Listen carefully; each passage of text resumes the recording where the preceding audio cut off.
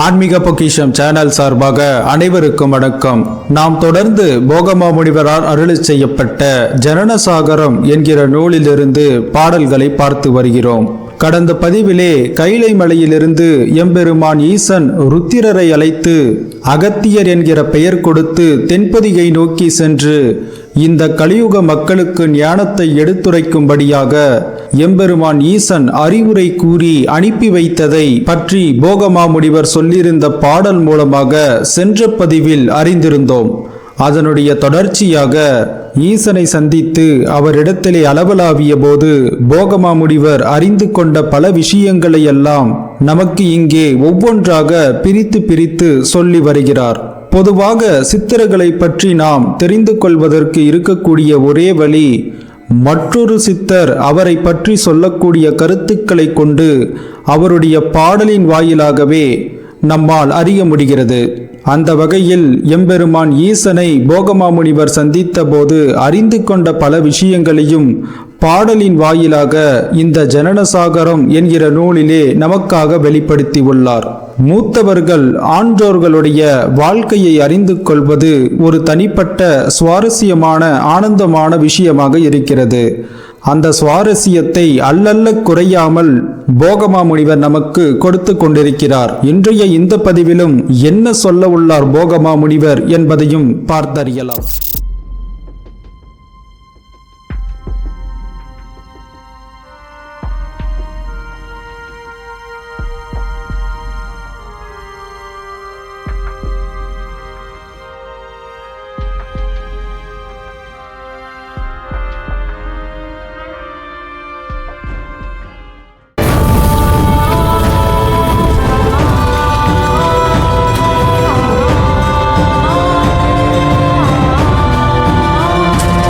என்றேன், அவன்தானும் என்னை பார்த்து ஜெயமான பிரணவமே வேணுமென்றான்.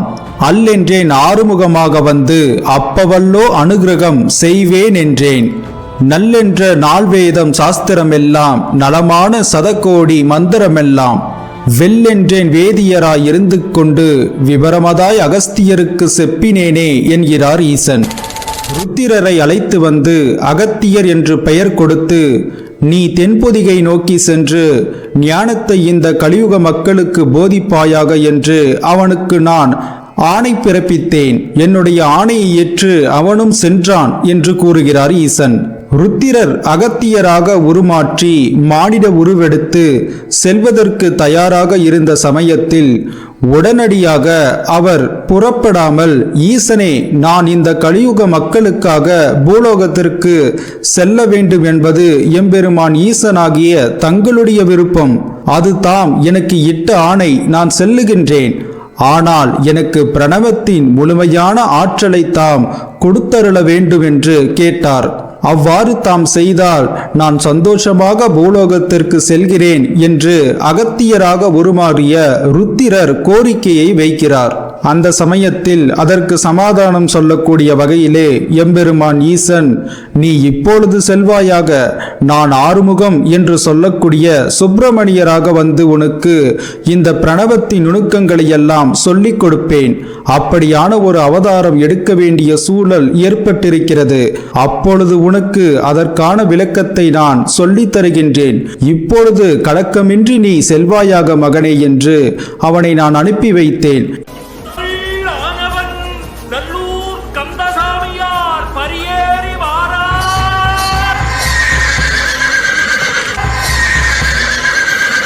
இருந்தாலும் கூட உன்னுடைய மனம் ஆறுதல் பெற வேண்டும் என்பதற்காக ரிக், யஜுர், சாமம், அதர்வணம் என்று சொல்லக்கூடிய இந்த 4 வேதங்களை பற்றியும் உனக்கு நான் சொல்லிக் கொடுக்கிறேன் என்று கூறி உடனடியாக எம்பெருமான் ஈசன் ஒரு வேதியராக உருவெடுத்து அகத்தியருக்கு இந்த 4 வேதத்தினுடைய உட்பொருளையும் சொல்லிக் கொடுத்ததாக எம்பெருமான் ஈசன் போகமா முனிவரிடத்திலே சொல்லக்கூடிய இந்த கருத்தை போகமா முனிவர் நமக்காக இங்கே பதிவு செய்துள்ளார்.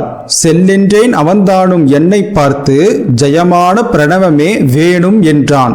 அல்லென்றேன் ஆறுமுகமாக வந்து அப்பவல்லோ அனுகிரகம் செய்வேன் என்றேன். நல்லென்ற நால்வேத சாஸ்திரமெல்லாம் நலமான சதக்கோடி மந்திரமெல்லாம் வெல்லென்றேன் வேதியராய் இருந்து கொண்டு விவரமதாய் அகஸ்தியருக்கு செப்பினேனே என்கிறார். எனது புதல்வன் அகத்தியனுக்கு 4 வேதங்களையும் அதனோடு கூட 100 கோடி மந்திரங்களையும் அகத்தியனுக்கு நான் சொல்லிக் கொடுத்து இவற்றை உன் பாதுகாப்பிற்கு வைத்துக்கொள், தயங்காமல் பூலோகம் சென்று இந்த கலியுகம் முடியும் வரையிலே தங்கியிருந்து ஞானத்தை நீ போதிப்பாயாக என்று எம்பெருமான் ஈசன் சிவபெருமான் அனுகிரகம் செய்ததாக இந்த பாடலின் வாயிலாக போகமா முனிவர் வெளிப்படுத்தியுள்ளார். செப்பினேன் இருள் உறைந்த நாடே என்றும் சிறப்பான கதிரவனை திருப்பேன் என்றேன் யான். ஒப்பினேன் ஓர்களையும் கொண்டு சென்று உவமான தட்சணத்தில் பொதிகை சேர்ந்தான். அப்பினேன் தேவர்களும் என்னை பார்த்து ஆச்சரியம் கைலாச தேகத்தோடே. நப்பினேன் போகேன் என்று சொன்னார், நாட்டிலே நரவுருவாகச் செய்யேன் என்றேனே. இப்படியாக மனித உருவை எடுத்த ருத்திரர் அகத்தியர் என்கிற பெயரிலே தென்பொதிகை நோக்கி அனுப்பி வைத்தேன். இதை பார்த்ததும் அது இருள் சார்ந்த பகுதியாக இருக்கிறதே, சூரிய கதிர்கள் அங்கே படும்படியாக அமைக்க வேண்டும் என்கிற ஒரு கோரிக்கை எழுந்தது. அது மாத்திரமல்ல, பொதிகை மலைக்கு சென்றிருக்கக்கூடிய அகத்தியரை தேவர்கள் எல்லாம் ஆச்சரியமாக பார்த்தார்கள். தேவர் என்று சொல்லக்கூடிய ஒரு நிலையிலே மிகப்பெரிய பதவியாக இருக்கக்கூடிய ருத்திரர் என்கிற ஒரு பதவியை பெற்றிருந்த ஒருவர் எம்பெருமான் ஈசனுடைய ஆணைக்கு கட்டுப்பட்டு மனித உருவெடுத்து சென்றிருக்கிறாரே என்று தேவர்கள் எல்லாம் அகத்தியரை ஆச்சரியமாக பார்த்தார்கள் என்று அப்பொழுது நடந்த நிகழ்வுகளை எல்லாம் போகமா முனிவருக்கு ஈசன் விவரிக்கிறார். செப்பினேன் இருள் உறைந்த நாடே என்றும் சிறப்பான கதிரவனை திருப்பேன் என்றேன் யான். ஒப்பினேன் ஓர்களையும் கொண்டு சென்று உவமான தட்சணத்தில் பொதிகை சேர்ந்தான். அப்பினேன் தேவர்களும் என்னை பார்த்து ஆச்சரியம் கைலாச தேகத்தோடே. நப்பினேன் போகேன் என்று சொன்னார், நாட்டிலே நரவுருவாகச் செய்யேன் என்றேனே. இந்த விதமாக தேவர் உருவத்தில் இருந்து மனித உருவெடுத்து இந்த கலியுக மாந்தர்களுக்காக ஞானத்தை காட்டி கொடுப்பதற்காக ருத்திரர் அகத்தியராக மாறி சென்றிருப்பதை பார்த்த தேவர்கள் எல்லாம் ஆச்சரியப்பட்டார்கள் என்கிற கருத்து இந்த பாடலின் வாயிலாக சொல்லப்படுகிறது. செய் என்று சொன்னதுவும் சரிதானப்பா, ஜகத்திலே பிறந்தாலோ மூடமாமே. மெய் என்ற பொருளையும் நான் எப்படிதான் காண்பேன், விதமாக செப்பிவிட்டால் போவேன் என்றான். மை என்ற விழியாளை பூசை செய்தால் வலி என்ற கிருபையும்தான் காட்டுவாழ்பார். ஐயோ என்று அநேகம் பேர் வருவார் அப்பா, ஆதரித்து அப்பவல்லோ கண்டு கொள்ளே என்கிறார் ஈசன். இப்படி செய் என்று சொன்னவுடன் அகத்தியர் கிளம்பிவிட்டார். ஆனால் ஜகத்திலே பிறந்தாலே மூடம், அதாவது மனிதனாக நரவுருவாக பிறந்துவிட்டாலே முட்டாள்தனம் என்பது அந்த நர உருவத்திற்கு சொந்தமாகி விடுகிறது. அந்த முட்டாள்தனம் எனக்கும் வந்துவிடுமே என்று அகத்தியர் தயங்கினார். மெய் என்கிற பொருளை அந்த விதத்தில் நான் எவ்வாறாக புரிந்து கொள்வேன்? எனவே மெய்ப்பொருளை காண்பதற்கு அதற்கான பாதையாவது எனக்கு காட்டிக் கொடுத்தால் நான் அங்கே போகிறேன் என்று அகத்தியர் கூறினார். அந்த சமயத்தில் மையென்ற விழியாளை பூசை செய்தால் வலியென்ற கிருபையும்தான் காட்டுவாழ்பார். வாழைத்தாயை பூஜிக்கக்கூடிய வலியையும் வாசிசாதனத்தின் மூலமாக தன் உள்ளில் இருக்கக்கூடிய சிவசக்தியை கண்டுகொள்வதற்கான வழியையும் அந்த வாழைத்தாய் உனக்கு சொல்லித் தருவாள். எனவே வாசிசாதனத்தின் வாயிலாக நீ அதை அடைந்து விடுவாய் என்று அருள் செய்தேன்.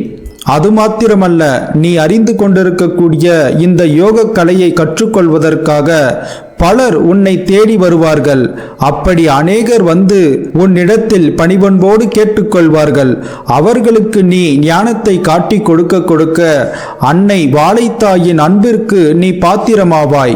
அந்த நிலையிலே ஞானம் என்பது உனக்கு முழுமையாக வாய்த்துவிடும் என்று சமாதானம் சொல்லி எம்பெருமான் ஈசன் அகத்தியரை பொதிகைக்கு அனுப்பி வைத்ததாக இந்த பாடல் மூலமாக போகமா முனிவர் சொல்லுகிறார். செய்யென்று சொன்னதுவும் சரிதான் அப்பா, ஜெகத்திலே பிறந்தாலோ மூடமாமே. மெய்யென்ற பொருளையும் நான் எப்படிதான் காண்பேன்? விதமாக சொல்லிவிட்டால் போவேன் என்றான். மையென்ற விழியாலும் பூசை செய்தால் வலியென்ற கிருபையுந்தான் காட்டுவாள் பார். ஐயோ என்று அநேகம் பேர் வருவாரப்பா, ஆதரித்து அப்பவல்லோ கண்டு கொள்ளே என்று முடிக்கிறார். கொல்லென்றேன் தேவரெல்லாம் ஒவ்வொன்றாக குவளையத்தில் அவதாரம் செய்து கொண்டார். வில்லென்றேன் அகஸ்தியரை அரக்கர் கூடி வேதனைகள் செய்தார்கள் ஒருவனென்று. வல்லென்றே எந்தனையும் மனதில் உண்ணி மாய்கையால் தியானமது செய்து கொண்டான். தெல்லென்ற நந்தியை தான் நானும் பார்த்து திறமான இடுக்கனது தீரென்றேனே என்கிறார் ஈசன்.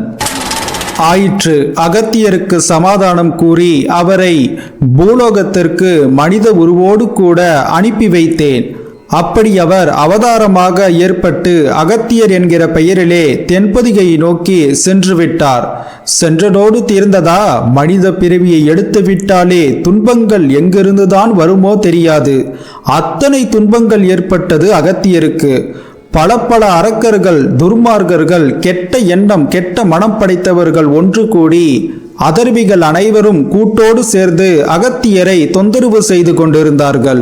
இந்த நிலையிலே வேதனை உற்ற அகத்தியர் என்னை மனதார நினைத்து தியானம் செய்து, இப்படியாக துன்பங்கள் நிறைந்த இந்த இடத்திற்கு என்னை அனுப்பி வைத்து விட்டீர்களே, இந்த கலியுகத்து மாந்தர்கள் எல்லாம் அரக்க குணம் கொண்டவர்களாக இருக்கிறார்கள், இவர்கள் நிறைய தொந்தரவுகளை கொடுக்கிறார்களே என்று வேதனையோடு என்னை நினைத்து வருத்தப்பட்டான்.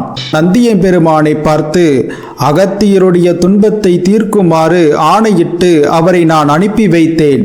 அது மட்டுமல்ல, இந்த அகத்தியர் சென்றதனுடைய நிலையை பார்த்து புரிந்து கொண்ட மற்ற தேவர்கள் எல்லாம் ஒவ்வொருவராக இந்த பூலோகத்திலே சென்று அவதாரம் எடுக்க முடிவு செய்து ஒவ்வொருவராக பூமியை நோக்கி சென்று மனித உருவு எடுத்தார்கள்.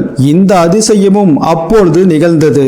கொல்லென்றேன் தேவரெல்லாம் ஒவ்வொன்றாக குவளையத்தில் அவதாரம் செய்து கொண்டார். தேவர்கள் அனைவரும் ஒவ்வொருவராக இந்த பூமியை நோக்கி சென்று அவதாரம் செய்தார்கள். வில்லென்றேன் அகத்தியரை அரக்கர் கூடி வேதனைகள் செய்தார்கள் ஒருவனென்று. அவர் தனியாளாக இருக்கிறார், அவரை யாரும் கேட்பதற்கு ஆளில்லை என்பதாக கருதி அரக்கர்கள் அனைவரும் ஒன்று கூடி அகத்தியரை துன்பத்தில் ஆழ்த்தினார்கள். வல்லென்ற என்னையும் தான் மனதில் உண்ணி மாய்கையால் தியானம் அது செய்து கொண்டான். அகத்தியன் தியானம் செய்து என்னுடைய துன்பங்களை தீர்க்கும்படியாக என்னிடம் பிரார்த்தனையை முன்வைத்தான். தெல்லென்றே நந்தியை தான் நானும் பார்த்து திறமான இடுக்கனது தீரென்றேனே. அகத்தியருடைய துன்பத்தை தீர்க்கும்படியாக நந்தியம்பெருமானுக்கு நான் ஆணை பிறப்பித்தேன். அவரை நான் பூலோகத்திற்கு அனுப்பி வைத்தேன்.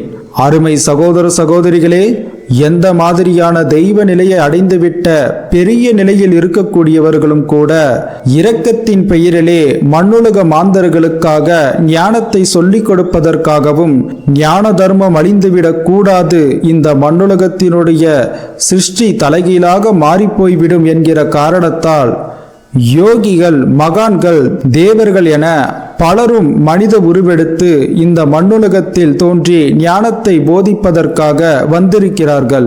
மனித உருவெடுத்த மாத்திரத்திலே மனிதர்களுக்கு ஏற்படக்கூடிய துன்பங்கள் மற்றும் தொந்தரவுகள் ஆகியவை இவர்களுக்கும் வந்துவிட்டது என்பதை பற்றி இங்கே போகமாமுனிவர் சொல்லக்கூடிய கருத்தை வைத்து நம்மால் புரிந்து கொள்ள முடிகிறது.